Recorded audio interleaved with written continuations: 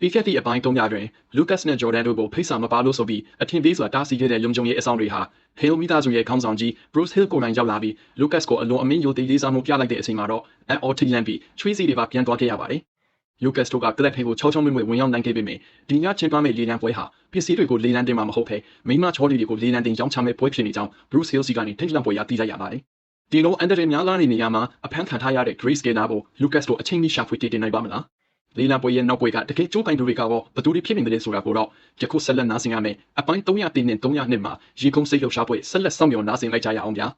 ။ဂုံတိတ်ခါကိုပြန်လဲယူဆောင်လာသူအမိုက်စာရွှေသမက်အခန်း300မှ300အထိ Bruce က Baby Whale ကိုကြည့်လိုက်ပြီးသူတို့အနားမှာဘသူမှမရှိဘူးဆိုတာတေးချသွားတော့မှပဲ Lucas ကိုတိုးလေးပြောလိုက်တယ်။တကယ်တော့လေလံပွဲဆိုတာကအကြောင်းပြချက်တတ်ပါပဲ။ဒီညသူတို့ကပစ္စည်းတွေကိုလေလံတင်မှာမဟုတ်ပါဘူး။အဲ့ဒီအစားသူတို့ကလူတွေကိုလေလံတင်မှာပါ။အဲ့ဒါကလေလှပတဲ့မိန်းမချော်လေးတွေကိုပါပဲ။ Lucas ရဲ့မျက်လုံးတွေကရုပ်ပြည့်ကြီးညောင်းသွားတယ်။လှပတဲ့မိန်းကလေးတွေကိုလေလံတင်မယ်ဟုတ်လား။ဒါဆိုသူတို့ကလူတွေကိုပစ္စည်းတွေလိုသဘောထားပြီးရောင်းစားနေကြတာပေါ့ဒီဟုတ်လား။သူတို့ကဒီလိုမျိုးတရားမဝင်နဲ့ကိုချင်းတရားမဲ့တဲ့လို့ရက်ကိုလူတွေအရှိမရဲပင်တင်းကြီးလုပ်နေကြတယ်ပေါ့လေ။ဥပဒေဆိုတာသူတို့ရဲ့မျက်လုံးထဲမှာလုံးဝမရှိနေပုံပဲ။ပြန်ပြီးဆွဲခံရပြီး Club Splendor ကိုဖန်ဆီးခေါ်ဆောင်သွားခံရတဲ့ Grace Skinner ကို Lucas ကချက်ချင်းပြန်တွေးမိသွားတယ်။သူတို့ဒီလိုလုပ်တဲ့အကြောင်းရင်းကယူရှင်းမှာမဟုတ်ဘူးတော့သူတွက်ဆမိလိုက်ပြီးဒီညလေလံတင်မဲ့မိန်းမလားလေးတွေကမှတူမာနဲ့ပါဝင်နေနိုင်ချေအယမ်းများနေပါတယ်။ဒီလိုဖြစ်နိုင်ချေကိုတွေးမိလိုက်တဲ့အခိုက်အတန့်မှာပဲ Lucas စီမှာဒေါသရင်းနဲ့တပ်ချက်ချင်းနဲ့ဆန်ဒါပြီး run မှုသွားပါတော့တယ်။ Wallace မိသားစုကဒီလိုကိစ္စမျိုးကိုလုံချဲတယ်ပေါ့လေ။ Bruce ကပြတဲ့လေးခုံခါပြလိုက်တယ်။လေလံပွဲနေရာက Wallace မိသားစုပိုင်တာဆိုပေမဲ့ကျွန်တော်သိရတဲ့လောက်ကတော့ဒီလေလံပွဲကို Kingston မိသားစုကကျင်းပတာပါ။ Kingston မိသားစုဟုတ်လား။အေးဆက်ပြီးကျုပ်ဆရာကောင်းတဲ့အကြည့်နေတဲ့အတူ Lucas ကဒေါသကြီးပြောလိုက်တယ်။ဒီတခါတော့သူတို့ကိုတိချပညာပေးမှရတော့မယ်ထင်တယ်။မဟုတ်ရင်တော့သူတို့ကကျုပ်ကိုအနိုင်ကျင့်လို့လွယ်တဲ့သူတို့ထင်နေတယ်။ Bruce ကမျက်ထောင်ပုတ်ခတ်ဖြစ်သွားပြီး Lucas ရဲ့ဆိုလိုရင်းကိုတိတ်နားမလဲသူဖြစ်သွားတယ်။သူက Kingston မိသားစုပေါ်ညာပြောနေတာလား။ဒါပေမဲ့ Lucas နဲ့ Kingston မိသားစုကဘာမှပတ်သက်မှုရှိတဲ့ပုံမပေါ်ပါဘူး။ဒါပေမဲ့ Lucas ရဲ့အနောက်မှာရက်နေတဲ့ Jordan ကတော့ Lucas ရဲ့ဆိုလိုရင်းကိုချက်ချင်းနားလည်သွားပြီးအဲ့ခိုက်ရတော့မယ်ဆိုတဲ့စိတ်လှုပ်ရှားမှုတွေသူ့မျက်လုံးတွေထဲမှာအပြည့်ဖြစ်နေပါပြီ။ Kingston မိသားစုကတကယ်ပဲ Lucas နဲ့ဘာမှပတ်သက်မှုမရှိခဲ့ဘူးဆိုပေမဲ့သူတို့က Hatton မိသားစုရဲ့လက်အောက်ခံဆိုတာကိုသူသိထားပါတယ်။အရင်ကကစားပွဲမှာ Lucas နဲ့ Charlotte တို့ကိုခိုးပြီးတပ်ပုံရိုက်ခဲ့တဲ့သူက Kingston မိသားစုကဆေးလို့လိုက်တဲ့လူပဲဖြစ်တယ်။ Lucas က Hatton မိသားစုကနေဆွန့်ပစ်ခံထားရတဲ့သူဖြစ်ပြီး Stardust Corporation ကိုလည်း Hatton မိသားစုကဆွန့်လွတ်ထားတာကြားပြီးဆိုတဲ့တဲ့တင်ကိုဖြန့်ခဲ့တဲ့သူကလည်း Kingston မိသားစုရဲ့တွေးထိုးလှုံ့ဆော်မှုကြောင့်ပါပဲ။အဓိက corporation တွေနဲ့စီးပွားရေးလုပ်ငန်းတွေကိုပိုင်ဆိုင်ကြတဲ့မိသားစုအများပြားကို Stardust Corporation မှာပြဿနာသွားရှာဖို့အတွက်လျှို့ဝှက်ပြီးတွေးထိုးခဲ့တာက Kingston မိသားစုပါပဲ။သူတို့က Lucas ကိုဖိနှိပ်ဖို့အတွက် Hatton မိသားစုကပေးခဲ့တဲ့အမိန့်တွေကိုလှိုင်းနာနေတာဖြစ်ပြီး Lucas ကသူအတန်ဖိုးထားဆုံးဖြစ်တဲ့ Stardust Corporation ကြီးဒေဝါနီခံရတာကိုကြည့်ရင် Orange ခရိုင်ရဲ့အောက်ခြေမှာပဲ power ပိတ်မိနေအောင်တီချန်လှုပ်ဆောင်နေကြတာပါ။ Kingston မိသားစုကဒီကိစ္စတွေကိုနောက်ွယ်ကနေလျှို့ဝှက်ပြီးလှုံ့ဆော်နေတာဖြစ်တဲ့အတွက်သူတို့ကမျက်စိနဲ့မမြင်နိုင်တဲ့စစ်မြေပြင်တစ်ခုမှာရောက်နေကြတာပါ။ Jordan ဆေးလို့ထားတဲ့တောင်ဝင်ကြီးပြီးညံကြီးထမျက်တဲ့လူတွေသာမရှိခင်ရင်သူတို့ကိုစန့်ကျင်နိုင်မဲ့ဘလို့တက်တဲ့အထောက်အထားမျိုးကိုမဆိုရှာဖွေဖို့ကအရန်ကိုခက်ခဲနေမှာပြီးထားပါတယ်။ဒါပေမဲ့သူတို့က Lucas ကိုပေါ်တင်ဒုက္ခမပေးဘူးဆိုတာက Lucas စီမှာဒေါသတွေမရှိဘူးလို့ဆိုလိုတာမဟုတ်ပါဘူး။ Lucas ကသာအချိန်မောင်းများစွာအချိန်မီမတုံ့ပြန်နိုင်ခဲ့ပဲသူတို့ရဲ့တစ္ဆာဖောက်ပြီးရုပ်မာတဲ့လှည့်ကွက်တွေကိုမဖြေရှင်းနိုင်ခဲ့ဘူးဆိုရင်သူတို့ကလိုချင်တာကိုတေချာပေါက်ရသွားတော့ပါပြီ။ဒါကြောင့် Jordan က Kingston မိသားစုရဲ့စီကံမဲ့တဲ့အပြစ်မှုတွေနဲ့ Hatton မိသားစုရဲ့အာဏာကိုအသုံးချပြီးဒီလောက်တော့မော့မာနေတဲ့အချက်ကိုတကယ်ကိုယွန်ချငုံပြီးနေတာပါ။ဒါပေမဲ့ဒီအချိန်မှာပဲ Lucas ကနောက်ထပ်ပြဿနာတစ်ခုကိုထပ်ပြီးတွေးမိပါတယ်။ဒီနေ့လေလံပွဲကို Kingston မိသားစုကစီစဉ်တာဖြစ်ပြီးအမျိုးသမီးတွေကိုတက်မှတ်ပစ္စည်းတွေကိုလေလံတင်ကြတော့မှာလေ။ဒါအပြင်အရင်ကတေလာမိသားစုကထိန်းချုပ်ခဲ့တဲ့ Ocean ရေချိုးရုံကိုလည်း main ကလေးတွေပုံမှန်လာပို့ပေးနေတဲ့လျှို့ဝှက်အဖွဲ့အစည်းတစ်ခုတည်းရှိသေးတယ်မဟုတ်လား။ဒီကိစ္စနှစ်ခုကြားမှာဆက်ဆက်မှုတစ်ခုခုများရှိနေမလား။အရင်ကရေချိုးကမ်းမှာလုတ်ကန်ခဲ့တဲ့တရားမဝယ်စီးပွားရေးအတွက်မိမချောလေးတွေထောက်ပံ့ပေးတဲ့ကွန်းဆက်မှာ Kingston မိသားစုကအရေးပါတဲ့အခမ်းအနားကနေပါဝင်နေတာများဖြစ်နေမလား။တကယ်တော့ Lucas က Preston Bella နဲ့နောက်ဆုံးတစ်ချိန်စကားပြောပြီးကြတဲ့Bella မိသားစုတော်မှာသူတို့ရဲ့လုပ်ငန်းအတွက်မိမချောလေးတွေထောက်ပံ့ပေးနေတဲ့ဖွဲ့စည်းရဲ့အမိအစ်စ်အမှန်ကိုမသိဘူးဆိုတာကိုသိလိုက်ရချိန်မှာ Lucas ကတန်တရားတချို့ဝင်နေရပါ ဒေလာမီသားစုက Orange ခိုင်ရဲ့ထိတ်တန်းမီသားစု၄ခုတည်းကတစ်ခုဖြစ်ပြီးသူတို့တောင်မှနှစ်ပေါင်းများစွာလက်တွဲလုပ်ကိုင်လာခဲ့တဲ့ရှင်ဝက်အဖွဲ့အစည်းရဲ့ဇင်မြစ်နဲ့ပတ်သက်ပြီးဖာတေးနိုးစားမှမရှာနိုင်ဘူးဆိုတဲ့အချက်ကသူတို့ဟာဒီခိုင်ကမဟုတ်နိုင်ဘူးဆိုတာကိုပြသနေတာပါပဲဒါအပြင်သူတို့က Orange ခိုင်ရဲ့အင်အားအကြီးဆုံးမီသားစု၄ခုတည်းကိုအများကြီးပို့ပြီးအင်အားကြီးမှတာတိကျသလုံးရှိပါတယ်ဖြစ်နိုင်ခြေအများဆုံးကတော့သူတို့ကဒီလောက်တောင်ဩစာအာဏာကြီးမာပြီးစီးပွားရေးကိုဒီလောက်လျှို့ဝှက်စွာလှုပ်ဆောင်နိုင်တယ်ဆိုတော့ဒီစီမှာရှိတဲ့အကြီးဆုံးမိသားစု၈ခုတွေကတစ်ခုဒါမှမဟုတ်ပြည်နယ်တွေကထိပ်တန်းမိသားစုတွေကတစ်ခုဖြစ်နိုင်ပါတယ်။ဒါပေမဲ့ဒီစီကကြီးမြတ်တဲ့မိသားစု၈ခုရဲ့စီးပွားရေးလုပ်ငန်းတွေကအေးအားမှကြီးတွေဖြစ်ပြီးသူတို့ကအတိအအနေနဲ့စက်မှုလုပ်ငန်းအများအပြားကိုနှောက်ဝါကြီးအုပ်ထားကြတာပါ။သူတို့ကနေစဉ်နေတိုင်းအမျက်အစွန်းတွေအများကြီးရရှိနေကြပြီးသူတို့ကနိုင်ငံတနိုင်ငံစာလောက်ချမ်းသာတယ်လို့ပြောရင်တော့ရှော့ပြောရကြနေပါဦးမယ်။ဒါကြောင့်ဒီလိုမျိုးလှပတဲ့မိန်းမတွေကိုကုန်သွယ်နေတဲ့လုပ်ငန်းကလူအများစုအတွက်အမျက်အစွန်းများတဲ့လုပ်ငန်းတစ်ခုဆိုပေမဲ့မြို့တော်ကကြီးမြတ်တဲ့မိသားစု၈ခုရဲ့အမြင်မှာတော့ဒီလောက်အမျက်အစွန်းတွေကမပြောပါတော့ပါဘူး။ဒါပြင်ဒါကအရန်ကိုဆက်ဆိုးရုံစရာကောင်းပြီးတခြားမိသားစုတွေလှောင်ပြောင်စရာတွေဖြစ်သွားစေနိုင်တယ်လို့ဒီလောက်တော့နေပတ်တဲ့ပတ်စံကိုရှာရလောက်အောင်ဒီအစင်းနှင်းတွေကိုကြည့်ရခံစေနိုင်ပါတယ်။ဒါပေမဲ့ဒီလိုမျိုးအမျက်အစွန်းများတဲ့လုပ်ငန်းမျိုးကဂုံတိတ်ခါတိတ်ပြီးမချီးမားတဲ့မိသားစုတွေအတွက်တော့အတိတ်ပဲတစ်မျိုးတက်ရောက်ပါတယ်။လောလောဆယ်မှာတော့ဒါတွေကလူကတ်ရဲ့ခံမှန်းချက်တွေတက်တာဖြစ်ပြီးခိုင်လုံတဲ့တက်တည်မရှိသေးဘဲနဲ့ထပ်ပြီးခံမှန်းနေလို့လည်းအတိတ်ပဲမရှိပါဘူး။ဒါပြင်ဒီလိုနာမည်ကြီးတဲ့ဂုံတရေရှိမိသားစုတွေပြင်အရန်ကိုနှိမ့်ချနေထိုင်ပြီးနက်နက်ဆိုင်ပုံကွယ်နေတဲ့မိသားစုတချို့လည်းရှိနေပါသေးတယ်။သူတို့ကလည်းတန်တရားဖြစ်ဖွဲ့စည်ရင်းနဲ့မှပါနေတာကြောင့်ခံမှန်းရမယ့်နေပေကပိုပြီးကျေသွားစေပါတယ်။လူကတ်ကခမ်းမရဲ့ခန္ဓာထဲဝါရဲ့အပြင်စင်တွေနဲ့နှမ်းချရင်ပေါက်ကနေတဆင့်တုံငင်နေရတဲ့နှစ်ယောက်သုံးယောက်စုပြီးရက်နေကြတဲ့ဧည့်သည်တွေကိုကြည့်နေမျက်လုံးကိုကျင်းမြောင်းလိုက်တယ်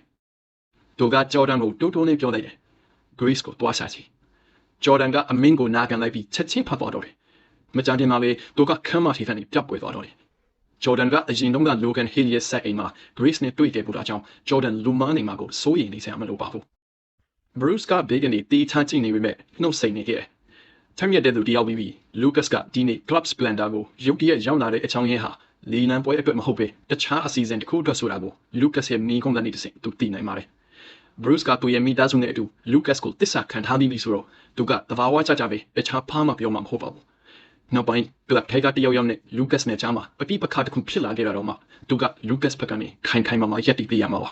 ။ခမရဲ့မိသားစုနဲ့ Wallis မိသားစုကြားကဆက်ဆံရေးကဘယ်လိုရှိလဲ။သူ့မိကိုကိုကြားတော့ Bruce ကအံ့ဩသွားတယ်။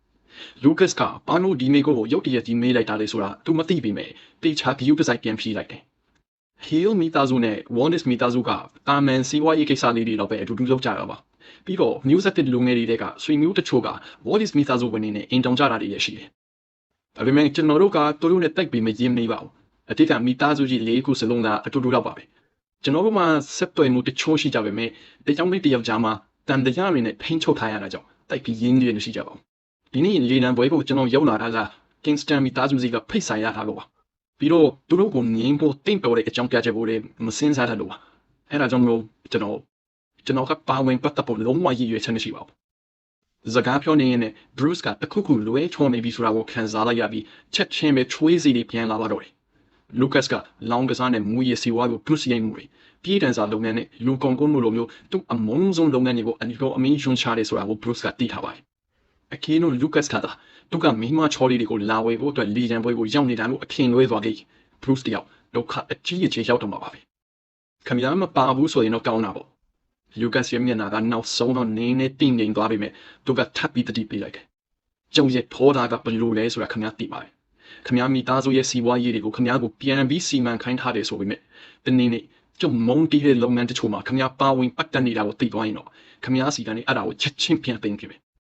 Bruce ရဲ့နှလုံးသားကရုတ်တရက်ဆမ်ခုန်သွားပြီးသူကပြပြတလဲပြန်ပြောလိုက်တယ်။စိတ်ချပါ Mr. Gray ကျွန်တော်ရဲ့မိသားစုနဲ့ကျွန်တော်ကလူကြီးမင်းရဲ့ဆုံးမစကားတွေကိုထားဝရမှတ်သားထားမှာပါ။ပြီးတော့အဲ့ဒီလိုမျိုးလုပ်ငန်းတွေမှာကျွန်တော်တို့ဖိတ်တော်မှထပ်ပြီးမပတ်သက်တော့ပါဘူး။ Lucas ကနောက်ဆုံးတော့ခုံးငိတ်ပြလိုက်ပြီးပြောလိုက်တယ်။ကျွန်ကိုလေလံခမ်းပါစီအခုခေါ်သွားပြီပါ။မတန်တင်ပါပဲ Bruce က Lucas ကို Club Splendor ရဲ့နေအောက်ထပ်မှာရှိတဲ့ကျေဝန်းနာတဲ့လေလံခမ်းမကြီးစီကိုခေါ်ဆောင်သွားခဲ့တယ်။လေလံခမ်းမကတတိကိုရှုပ်ဝဲလွန်လာပါတယ်။လန်ဒရှော့မှာသူတို့ဟာဝင်းကဘာကိုရှုပ်ဖိနေတဲ့လမ်းကြောင်းတွေနဲ့ကျွမ်းကျင်လို့သူရေးဝန်ထမ်းတွေစောင့်ကြနေတဲ့တကားပေါက်တွေအများပြားကိုဖျက်ဆီးပြီးမှသာအဲ့ဒီနေရာကိုရောက်ရှိလာကြတာပါ။ Lucas ကပြေးလိုက်တယ်။ Kingston မိသားစုက Wallis မိသားစုပိုင်တဲ့ Club Splendor မှာမိမချော်နေတွေကိုလေလံတင်တဲ့ပွဲကိုကျင်းပဖို့ရွေးချယ်ခဲ့တာမဆမ်းပါဘူးလေ။ သူတို့ရဲ့ဒီလိုညစ်ပတ်တဲ့စီးပွားရေးကိုလူအများရှိကနေဖုံးကွယ်ထားတဲ့ဆိုတာကိုသူတို့တတိထားမိလို့ဖြစ်နိုင်ပါတယ်။ဒါကြောင့်လည်းအဝင်ပေါက်မှာလုံခြုံရေးတွေကတိစောက်တောင်တင်းကျပ်နေတာကိုဒီကိစ္စကပေါက်ကြားသွားခင် Wallace မိသားစုနဲ့ Kingston မိသားစုတို့ဒုက္ခအကြီးအကျယ်ရောက်ကြတော့မှသိကြပါတယ်။လေလံပွဲကတရားဝင်မစပြီးပေမဲ့လည်းဧည့်သည်အများအပြားကလေလံခမ်းမထဲမှာစုဝေးနေကြပါပြီ။ Lucas အရင်ကတွေ့ဖူးခဲ့တဲ့ Orange ခရိုင်ကထိတ်တန့်မိသားစုတွေကလူအနေငယ်ကပဲလို့မျက်နှာသစ်တွေအများကြီးရှိနေပါတယ်။မျက်စိရှင်တဲ့ Bruce ကခမ်းမစိတ်ကိုဝေကြည့်လိုက်ပြီး Lucas ကိုတိုးတိုးလေးပြောလိုက်တယ်။ Orange ခရိုင်ကထိတ်တန့်မိသားစုတချို့ကပဲရင် New York မြို့လိုတခြားမြို့ကြီးတွေကချမ်းသာတဲ့မိသားစုဝင်အများအပြားတဲ့ဒီညဧည့်သည်တွေထဲမှာပါဝင်နေပါတယ်။အစင်နန်းနဲ့မိသားစုတွေကလူတွေဆိုအဖိတ်ခံရဖို့တော့အကြီးချင်းမမီပါဘူး။ Lucas ကခေါင်းညှိပြလိုက်တယ်။ဒီမျက်နှာသစ်တွေကတခြားမျိုးတွေကထိတ်တန့်မိသားစုဝင်တွေဖြစ်ပုံရပါတယ်။တကယ်တော့အဝေးပေါ်မှာတန်းစီနေတဲ့ဒေါ်လာသိန်းချီကနေပန်းချီအထိတန်ဖိုးရှိတဲ့စိန်ခံကားတန်းကြီးကိုမြင်လိုက်ရတဲ့ကဒီညလေလံပွဲကိုတက်လာတဲ့ဧည့်သည်တွေဟာဘယ်လောက်တောင်ချမ်းသာကြမလဲဆိုတာကို Lucas ကအကြံပြင်းခံမှမိထားပြီးသားပါ။ Hey Lucas ရှင်လက်တီကိုရောက်နေရတာအဲ့ဒီအချိန်မှာပဲအန်အော်တော်နေတဲ့တန်းနဲ့ရင်းနှီးနေတဲ့အတန်တစ်ခုကသူတို့အနောက်ဘက်ကနေထွက်ပေါ်လာတယ်။ Lucas သိလိုက်တော့လီနာဆော်ရပြောက်သူ့စီကိုရှောက်လာနေတာကိုမြင်လိုက်ရတယ်။သူမကတေးတလှပစွာချိုးထုတ်ထားတဲ့အနည်းရောင်ငါးမိပုံကဝင်ကိုဝတ်ဆင်ထားပြီးလက်ထဲမှာတော့တောက်ပနေတဲ့စိန်စီထားတဲ့လက်ကင်အေးတေးတေးတလုံးကိုကင်ထားတယ်။သူမရဲ့မျက်နှာပေါ်မှာညော့စာစားပွဲနဲ့လက်ဖက်တဲ့မိကအနေနဲ့လင်းချိုက်ထားပြီးသူမကိုကြည့်ရတာကြက်တရေရှိပြီးဂုံတိတ်ခါရှိလာပါတယ်။တောက်ပနေတဲ့မျက်ရည်ပေါက်ပေါင်းစိန်ကဆွဲကြုံနဲ့လက်ဝတ်ရတနာတွေအပြည့်စုံနဲ့ပေါင်းစပ်လိုက်တဲ့ခါမှာတော့ဒီညမှာလီနာကအထူးသဖြင့်ဆွဲဆောင်မှုရှိပြီးမျက်စိကျစရာဖြစ်နေပါတယ်။သူမရဲ့လှပတဲ့မျက်လုံးဝိုင်းကြီးတွေထဲမှာဝမ်းသာပျော်ရွှင်မှုတွေနဲ့အတူ Lucas ကိုစိုက်ကြည့်နေခဲ့တယ်။သူမတို့နားကိုရောက်ခါနီးမှသာ Bruce ကသူ့အနီးမှာရပ်နေတာကိုသူမသတိထားမိသွားတယ်။သူ့ကိုကြည့်လိုက်ပြီးနောက်မှာတော့သူမအရှမ်းကိုလန့်သွားခဲ့တယ်။လေးစားခံရတဲ့ဟေးမီသားစုရဲ့ခေါင်းဆောင်ကြီးကတကယ်ပဲ Lucas ရဲ့အနောက်ခြေတနက်အကွာမှာခါးလီအနှင်းနဲ့ကင်ပြီးရနေက Lucas ကိုယူသေးလေးစားပြီးလက်အောက်ခံတရားမှုဖြစ်နေလို့ပါပဲ။တကယ်တော့ Bruce ရဲ့အပြုအမူကတိတ်ပြီးတိတာလာတာမဟုတ်ပေမဲ့လီနာကနိုင်ငံခြားမှာပညာသင်ကြားနေစဉ်ကတည်းကစိတ်ပညာမှာအသေးစိတ်မျက်နှာအမူအရာတွေကိုလေ့လာခဲ့ဖို့ပါတယ်။ဒါကြောင့်မို့လို့ Bruce ရဲ့တင်ငွေတဲ့မျက်နှာအမူအရာတွေနဲ့အပြုအမူတွေကနေတဆင့်သူက Lucas အပေါ်မှာယူသေးလေးစားပြီးကြောက်ရွံ့နေတယ်ဆိုတာကိုသူမှသိနိုင်ခဲ့တာပါ။ဒါကလီနာကိုချက်ချင်းပဲအလွန်အမင်းသိရှင်စိတ်ပြင်းပြသွားစေပါတော့တယ်။ Mr. Hill ရှင်လက်တီကိုရောက်နေတာလား။အောက်မှုနဲ့တိကျစိတ်တွေဖြစ်နေပေမဲ့လည်းလီနာကသူမရဲ့ယဉ်ကျေးမှုနဲ့ကိုချင်းတရားကိုတော့မှတ်မိနေပါသေးတယ်။သူမရဲ့ကောင်းဝန်စားကိုမှားလိုက်ပြီးကြက်တရီရှိပြီးမိမဆဆန်လေး Bruce ကိုဒူးနေခွေးကဥညွတ်ထုတ်ဆက်လိုက်တယ်။ Bruce ကရဲမောလိုက်တယ်။လီနာပါလား။နာတို့ကတော့ရတာအပေါ်ကြပြီပဲ။မင်းတော့အရွယ်ရောက်လာပြီပဲ။မင်းကပူပြီးလာတာပါလား။နေပြီအီတန်ရောဒီနေ့လာပါလား။ Lucas ရဲ့မှာ Bruce ကသူမကိုချီးကျူးလိုက်လို့ပဲလားတော့မသိဘူး။လီနာကဆက်သွေးဖြာသွားပြီးနောက်အပြုံးလေးနဲ့ပြန်ထိလိုက်တယ်။အဖေကနိုင်ငံခြားကိုစီးပွားရေးကိစ္စနဲ့ခရီးထွက်သွားလို့အချိန်မီပြန်မလာနိုင်ဘူးလေ။ဒါကြောင့်ဒီနေ့ပွဲကိုသူ့ကိုယ်စားတက်ပေးဖို့ပြောခဲ့ပြီးတစ်ချိန်တည်းမှာပဲကျမကိုယ်တိုင်နဲ့မျက်စိပွင့်နားပွင့်ပြအောင်လို့အတွေ့အကြုံယူခိုင်းလိုက်တာပါ။